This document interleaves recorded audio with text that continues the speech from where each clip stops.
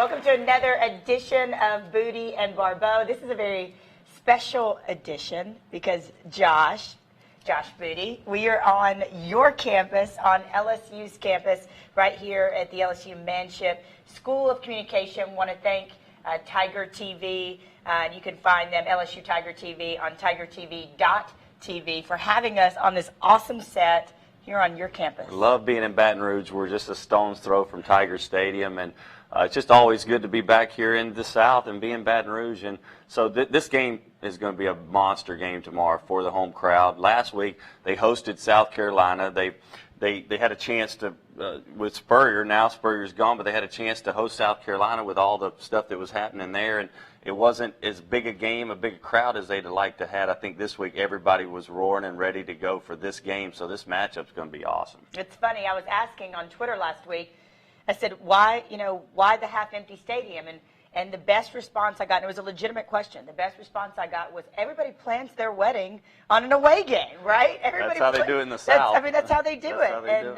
And so, there were a lot of weddings going on that kept people from being in the stadium last week. Little did we know, Josh, that we would have the news that we had on Monday, Tuesday, Wednesday, but particularly Monday, just a massive news day in the college football world. Yeah, it was a huge day. From the West Coast to the East Coast, when you talk about Steve Sarkisian and what happened in the developments there at USC and what Pat Hayden had to go through and that teams had to endure from really right before the season at the big Trojan function, and Sarkisian had to deal with so much things. I think that it just kind of overwhelmed him, and he wasn't able to really regain his balance and focus the team after all that. So it was a very difficult situation for Sarkisian on the West Coast, and I'm really looking forward to seeing what they're going to do with the new hire. They've got the capabilities of they are a top-tier program. We all know SC is one of those monumental programs. You've got really about 10 of those teams that can recruit nationally, can get kids from all over the world. Everybody knows their brand. They're just such a great brand. So it's going to be fun to see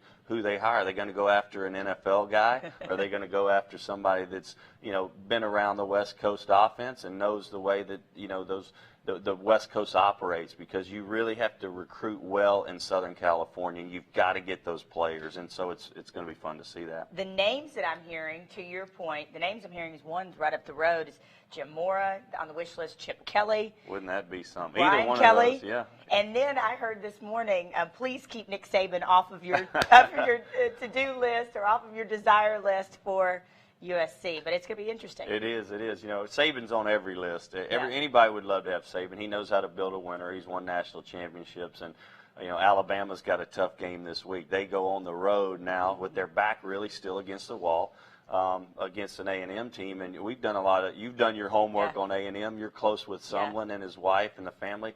What do you think really is going to transpire there in College Station? Because A&M is on a roll. They haven't lost yet, and a chance for them to upset the Crimson Tide after last year's big devastating loss in Alabama. I think the turning point for the Crimson Tide was that Ole Miss game, and you and I talked about it on one of our podcasts. I think the worst thing that happened to Georgia was them getting beat by Ole Miss. So Alabama to me is a different team, a new team than they were earlier in the season. And so I don't think that bodes well for Texas A&M. One of the matchups I'm watching, I think it's Christian Kirk, is the phenomenal wide receiver versus, now he's a true freshman, versus Minka Kelly, defensive back, plays nickel back. Yeah. I mean, just an amazing matchup. Both true freshmen and just both ballers and studs in this league. And we've been talking about it on Gridiron Now. A bunch of our writers have written about this matchup. Mike Huguenin, we got to thank him on Gridiron Now to talk about that matchup. But that's a big one. But I'm also curious, as I always am. I love the trench play, and I'm curious that front seven with Bama. What's going to happen, versus the A&M offensive line? They're so good.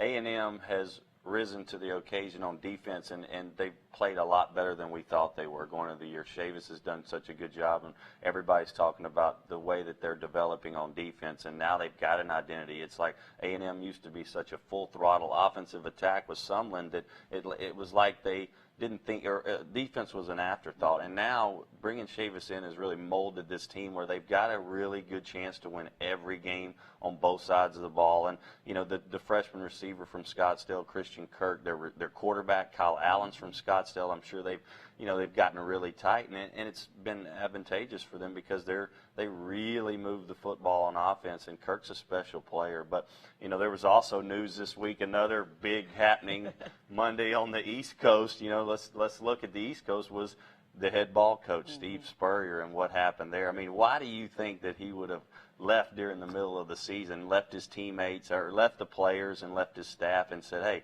you know what, I'm done. I'm out of this deal. I want to take a back seat. Josh, when the news originally happened, here's what I thought. I cried. I'm a little. It's the end of an era. I mean, it's the head ball coach, right? You hate to see him go. You hate to see him go, and football is going to be different without him. But the more I started to think about it afterwards, the more I said, man, what a selfish move, and man, what a way to go, and not in a good way. And if we are teaching our young men as football coaches, and I know you coach football and at a youth level, if we're teaching our young men to fight through adversity, to not quit, to get back up when you've been pushed down, what does it say that you decide to just quit on your team in the middle of the season? And I've heard people say he's worried about his winning percentage. I hope it wouldn't be something that ridiculous. Of that nature, yeah. But he said it has to do with recruiting. And what his whole deal is, listen, I'm not in it anymore. Recruiting, these guys need to know you're going to be there for 2 to 5 years, and I don't know that I'm going to be there. And so he's kind of painting it as that. But to me, it did tarnish his reputation in my eyes a little bit. And I love him. He's a guy that I've raced to interview, that I've front row, asked the questions. He's wonderful. But I thought this move was really selfish. I think you could look at both sides of the coin. I think that he's at the age where he's at a point where, he does want to. I think he does want to help the university. He knew he was unplugged, and they didn't have a chance to be really good this year. They were getting walked over every Saturday, and for the university to have a real chance going forward, I think he just took it upon himself to take that back seat, say, I'm out of here, you guys can do what you want to do with this program because I'm not going to be that guy for these kids. And so he checked out mentally. We've never seen him do that because he's such a competitor. So it threw us for a loop on Monday. We're like, but if you're playing for him, Josh, yeah. If you're playing for him, you had to. But I want to coach. But I do want a coach that is going to sit in that locker room and is fired up about being there, and is going to fire me up about being there and playing for 60 minutes. It wouldn't hurt you if he quit on you in the middle of the season? Well, it depends on my relationship with him. If I'm a quarterback, he's calling the plays, and I'm not used to being with a different play caller. I'm not used to communicating with a different coach. Now it does throw some wrinkles in it because now I've got to figure out how is the new guy going to call a game? Who do I look to? Because as a quarterback, you look to a voice, or you look to a face on the sideline every play. In college football, in the NFL, it's a little different because you're a professional and you get to run so much more at the line of scrimmage. But so I think as a quarterback, and with Spurrier being there, he's a huge crutch for a quarterback because he has been around the game so long. Yeah.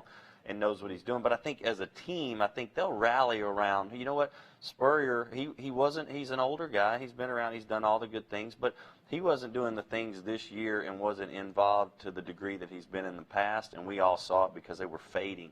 And so for the university and for the players, I think this is a positive. They got to look at it as a positive.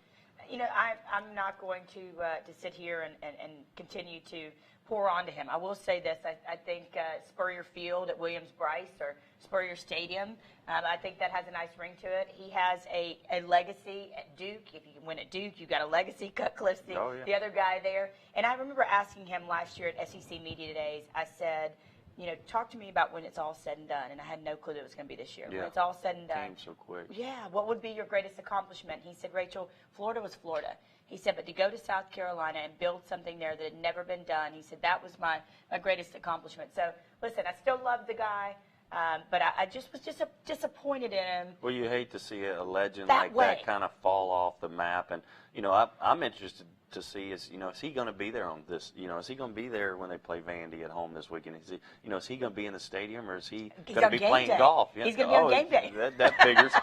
Yeah.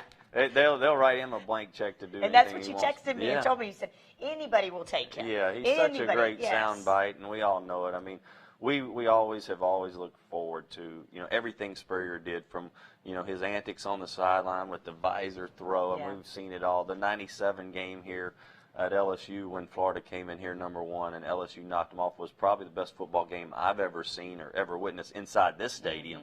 But Spurrier brings that every Saturday. It's when you beat Spurrier, you've done something, and I think that's why he's a Hall of Fame coach. He's, of course, was a great player and a Heisman Trophy winner. Yeah, it's the game is going to be different. The SEC is going to be different, but you know what? He'll be around, like we talked about. He'll just be wearing a different visor, right? Yep, you're right.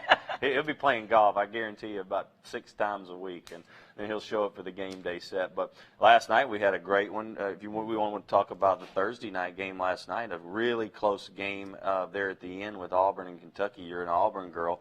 You know, what did you see from Malzahn and what they were doing to really get themselves back on the map, get going, get some positive things to happen for that team and that program? You know, Josh, we always talk about the fact that, and I've always been big on this, it's great what happens in the first half of a game, but a game is almost like 2 complete games within a game, right? Auburn was playing really well in the second half. I don't know if Kentucky out-adjusted them or they figured out what they were doing.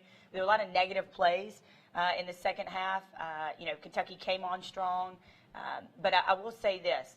Auburn learned how this year to finish, how to close a game, right? And that's been tough for a lot of teams in the conference. And it is tough in any league, really. If you look at the NFL, especially, it's so hard to finish teams out. Absolutely. But that's in been a critical game. Yeah, that's been key for you know, all these good teams in our league. They've got to learn how to finish to get to a championship type of level. And you know, but Malzahn did do a good job, and they've bounced back, and it's fun to see, you know, Auburn come out with a win. But I hate it for Kentucky and Stoops. But I enjoyed the good ball game. But this week is an amazing week for college football, and I'm telling you, this is kind of the week that we've been waiting on because we've got great matchups throughout all of college football. When you talk about, you know, you got Michigan State going on the road. Underdogs, #4 in the country, going to Ann Arbor. Harbaugh, such a great job this year. Maybe the coach of the year, him and McElwain. And you've got USC Notre Dame with all the stuff that's going on. You just got so many great battles this week. Yeah,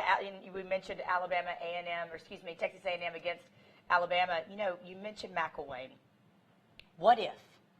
And we're sitting here on the campus of the Manship School of Journalism, but I have to ask, what if McElwain is able to, he said, we're going to run out of the tunnel. We're going to play a football game. What if they were able to come in here and take this ball game, with snatch a victory QB. with a backup QB in Death Valley at night? What if they were able to do that with that defense? They're lucky. Well, they're playing great, solid defense. Florida's got the most athletic defense, probably the speediest defense in all the Southeastern Conference. But he was lucky that they had a quarterback battle earlier in the year because Trayon Harris has played some football. Yes. It's not like he hadn't taken a snap this year and Will Greer's done everything.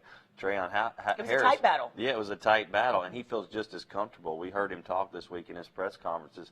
Hey, we feel good about this guy. It's, you know, he was just a hair behind Will, and Will had started to gain momentum, but Trayon is a player that he really can do some great things too with his legs. So he's a matchup problem for any coach. I mean, all the good coaches, they hate to face a guy that can run and throw, and the dynamic of having to game plan against both of those is very tough. You know, and LSU, in my opinion, we know statistically has not faced a defense like Florida, and you and I discussed this in our pre-show meeting, but Florida has had, you know, a couple of people run on them for sure, a couple of big gashes on this great defense statistically.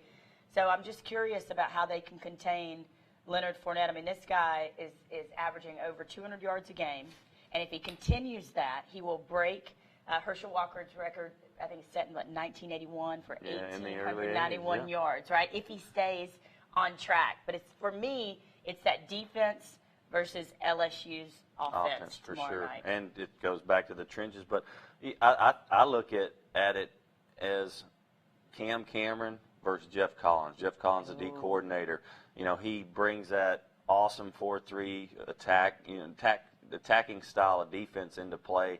And he's a real motivating machine for that Florida defense. And I think that's where they're going to have to hang tough, is on the defensive side of the ball. I don't think Florida's going to score a ton of points. I think, you know, they'll score, 14, 21 points. I think they're going to be somewhere in there. I think LSU's defense is vulnerable at times. Okay. But our defense is good at LSU. And so I think it's going to be, can we establish the run? We're not going to throw the football all over the yard against Florida's defense. We haven't done it against defenses that weren't as good. So it's going to be all about our run game and then what we do to kind of counter what Trayon Harris does when he decides to tuck it and run. All right, so Florida loads the box, tries to stop the run, and forces Harris to throw the ball? We've got capable receivers, and Harris is a capable guy. There's no doubt about it. I've seen him spin the ball. Yeah, he can spin it, and he's accurate. He's not all over the place. He's got great legs, and if things break down, he can make a play outside the pocket. So we've got a guy that can make plays. They just haven't unleashed the reins yet on him, and I don't think they ever will. I just think that's the culture that they have here at LSU is we're not going to have to throw the ball 40 times because we don't have to. Right. We're big and bad, and we're going to push people around. And it's been effective. And so I think it's just going to be the same case of LSU football. There's no reason to get outside of what you do as a team. Now, if LSU happens to turn the ball over or we get behind, we will see a different LSU offense because we hadn't been behind really all year, and you have to throw when you're behind. But I don't think LSU is going to be behind in this game. It's going to be a great one. I've got to ask you, as we wrap up this special edition of Booty and Baribeau from right here on campus at LSU, the Wheelie Greer situation, really just sad. And the first thing I thought when the news came out, and Gridiron Now was all over it, our contributors there, our analysts and experts, you know, I was mad at him at first. And then once I saw the press conference, you talked to Shane Matthews, a friend of ours. He said it was a really tough press conference. The kid's crying. He said, you know, I took something over the counter. He made a mistake by not taking it to the trainers. He made that. Now, I did read a piece and heard from John Solomon, and he said the NCAA is really beefing up this part of testing that before it really didn't have any teeth, this part of the testing underneath the NCAA, but they're coming around, and they're coming once, coming twice, they're coming 3 times, they're coming unannounced, and they're taking it away from that power, that testing power away from within and making it without and really starting to beef that up. So the idea and the thought or the hope is that there aren't more out there that will get tested and popped in this unannounced test. And it's going to happen. I mean, kids are kids. They're looking at any way to gain an advantage. You know, we've seen a lot of this over the years in pro baseball and Major League Baseball, and the way that the kids are trying to get physically stronger and gain that edge. Now, he was a player that, and I didn't really know coming into the year, but he was a player that was 160 pounds last year. Wow. And he's trying to win a quarterback job, right? Yeah. So what do you got to do? You got to get bigger, faster, and stronger. You're not going to get on the field, bud. And so I think that's what he took it upon himself. Hey, I've got to use performance-enhancing supplement drugs to be able to get on the field and play. And it worked for him. He was on the field and playing, but he just took that leap of faith that he thought I could get away with it, and it was just a critical error on his part because now the whole team has to. It really hurts the morale of the team because they were so hot. But you're going to see other players step up. You're going to see other players step up, but you're also going to see other players that get drug tested. Exactly. And like you said, the NCAA is going to come in strong now. They're just making a super example of him. He's got to miss a whole year. He doesn't only miss games this year. He's going to not be the starter in the first 5 games next year. He may never play again at the University of Florida, and that's a shame because he had everything going for him. But, you know, it goes back to these kids having to make the right decisions at a young age, and it really, you know, the future – their future really they cannot take drugs. It's such a bad deal, and they put their future at risk by doing it, and I hate to see that. And the whole team at risk. And I know Florida is trying to appeal this, and they feel like they'll have a strong appeal so that he could actually play more games next season. But the appeal process is underway. We want to thank, again, the Manship School of Communication here at LSU. I want to tell you that they have their very own version of Game Day. It's going to be on tigertv.tv tomorrow at 4 p.m. And if you're on this lovely village, this lovely plains, that sounds like Auburn, but it's not. If you're here in Baton Rouge, let me start over. If you're here in Baton Rouge, go by the Terrace, the journalism building. That'll be live. They have amazing guests tomorrow at 4 p.m., or you can see it on tigertv.tv. And you and I, you said to me, I'm taking you to the best tailgate, the best food, the best tailgate. We have it here in Louisiana. We got the best of everything when it comes to culture, I like food, and people. Spicy food, okay? So we're gonna have videos and clips and all kinds of great things, pictures, and can't wait. And wonderful tailgates tomorrow before this awesome game, a big day of football. Yeah, it's exciting. You know, both teams come into here undefeated, and that's when we didn't know we would be undefeated, as I talked for LSU, but we also didn't know Florida would be having such a great start. So to have this kind of game here at Tiger Stadium is going to be a phenomenal matchup, and tomorrow's going to be just a ton of fun. Awesome. Also want to say special thanks to the Big Squeezy. You can go to thebigsqueezy.com. Wonderful cold pressed juices, all organic smoothies, and available for delivery very soon. So I'm looking forward to getting my auto shipment each week. Stay healthy. They've got a challenge going on to keep people healthy. Thebigsqueezy.com. You guys have a great football weekend. For Josh Booty, I'm Rachel Baribeau. We'll see you soon.